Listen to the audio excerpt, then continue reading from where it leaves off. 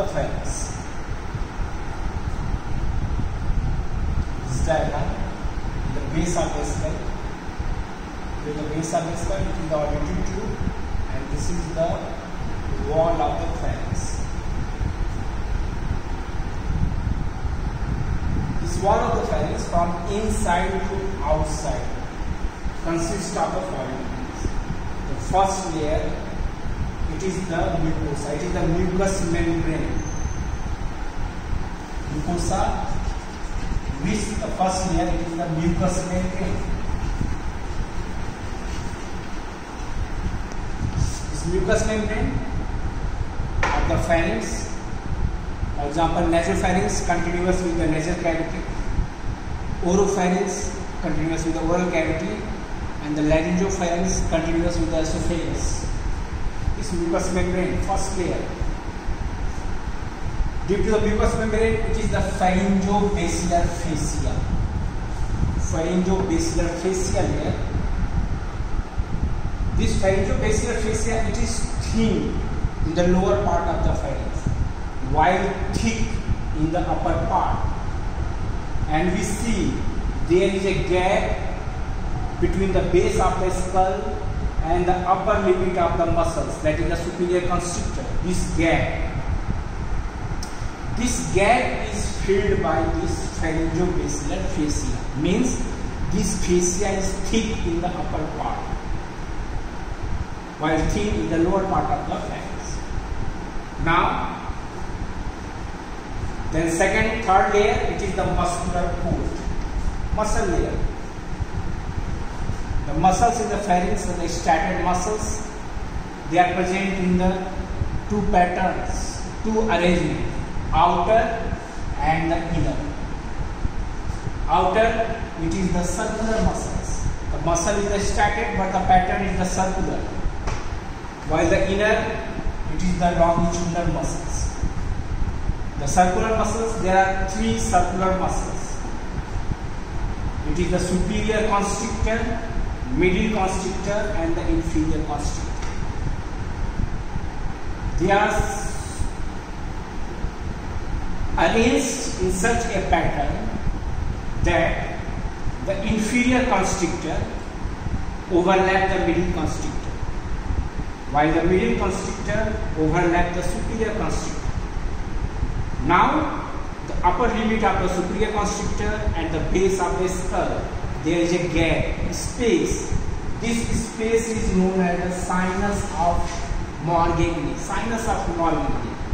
What is sinus of Morgagni? It is a space between the base of the skull and the upper limit of the superior constrictor.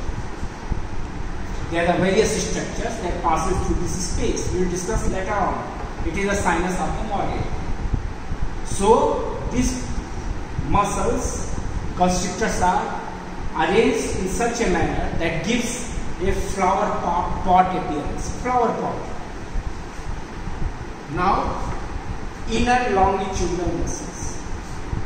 These longitudinal muscles are present deep to the constrictor. Deep to the constrictor. There are three longitudinal muscles. They are coming. These are longitudinal muscles. This is the stylopharyngeus.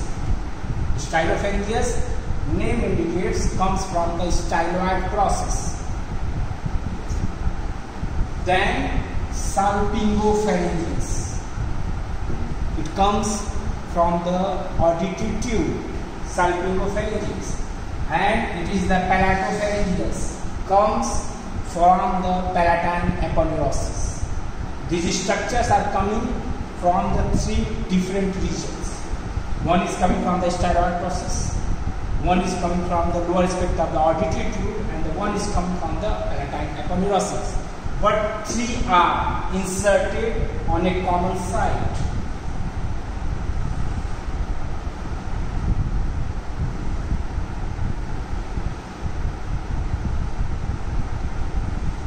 This is the thyroid cartilage. This is the lamina, and this is the posterior border. All these three muscles, longitudinal muscles, stylo, salpingo, and the palatopharyngeus, coming from the styloid process, tube and the palatine aponeurosis are inserted at a common site. It is the posterior border of the lamina of the thyroid cartilage. Salpingo, palato and the stylopharyngeus means insertion is the common. Then inner layer, it is the buccopharyngeal fascia. We have discussed earlier the retropharyngeal space. It is situated behind the buccopharyngeal fascia, in front of the prevertebral fascia. This buccopharyngeal fascia, it covers the outer surface of the constrictor. Outer surface of the constrictor. This is the buccopharyngeal fascia. This fascia is ill-defined in the lower part of the pharynx, but in the upper part, this buccopharyngeal fascia fused with the pharyngobasilar fascia. Two fascia fuse, thick, and fill this gap between the skull and the constrictor muscles. This buccopharyngeal fascia is known as the buccopharyngeal because along with the pharynx, this fascia also covers buccellator muscles. Buccellator muscles. It forms the sheath, deep fascia of these buccellator muscles. That is why it is called the buccopharyngeal fascia. Means this pharynx wall consists of the following layers from inside to outside. The muscular coat, two patterns, circular and the longitudinal. Three circular, superior, middle and the inferior constrictors. And three longitudinal muscles. Comes from the different origin, insert on the common site. And there is a space. This space, it is the sinus of the body.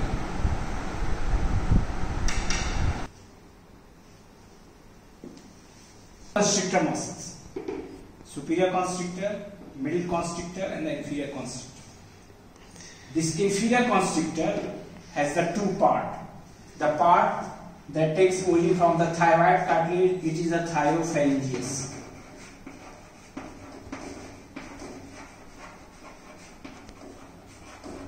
Thyropharyngeus. While the part that takes from the cricoid cartilage, it is the cricopharyngeus.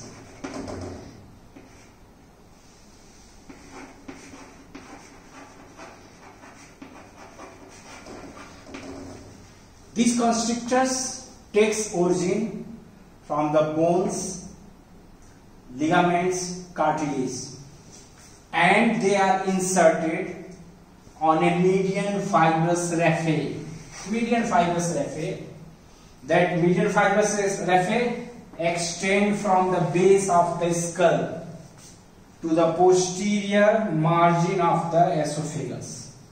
Posterior margin of the esophagus. These constrictors at the various site of the origin, but they are inserted on this median fibrous raphe. This median fibrous raphe. They are the constrictor, circular muscles. They enclose side and the posterior wall of the pharynx. Now if you see the superior constrictor, these muscles, superior constrictor, takes origin from pterygoid hamulus.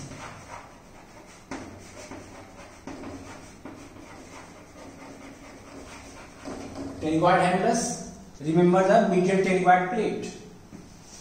Then it takes origin from the pterygomandibular raphe.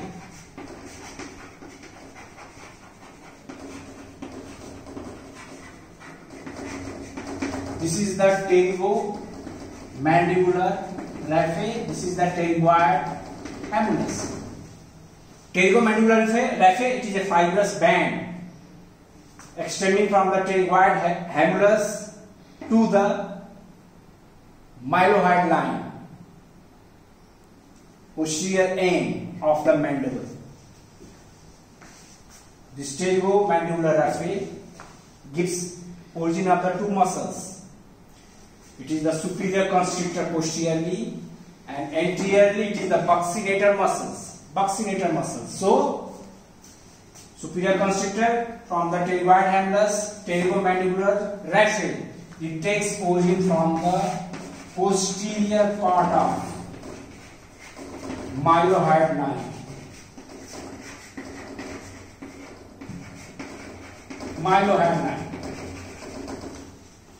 The superior constrictor takes origin from the side of posterior part of the tongue. This is the origin of the superior constrictors from the pterygoid hamulus, pterygomandibular raphe, side of the tongue, and the posterior part of the mylohyoid line. These fibers runs obliquely, and they are inserted into the median fibrous raphe. Some fibers of the superior constrictors goes to the pharyngeal tubercle.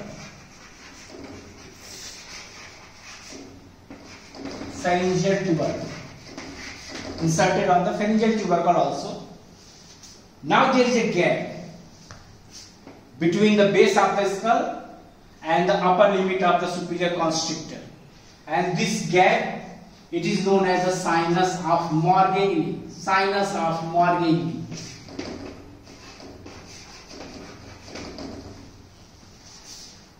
Now